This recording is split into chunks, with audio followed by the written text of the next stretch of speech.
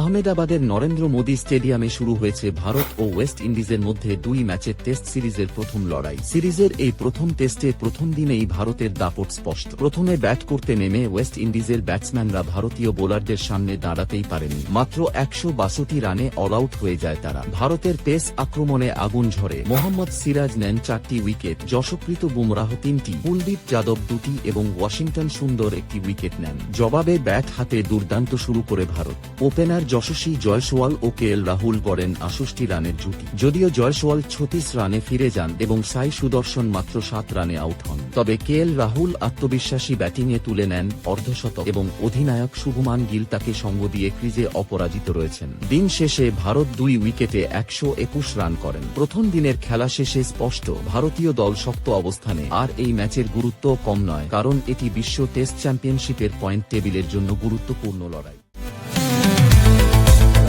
গল্পে আমরা খুঁজি নতুন সম্ভাবনা। স্বপ্নের স্পোর্টস, যেখানে খেলার দুনিয়া এখন সেখানে কি। ক্রিকেটের নিত্যনতুন আপডেট পেতে সঙ্গে থাকুন স্বপ্নের স্পোর্টস এর সাথে।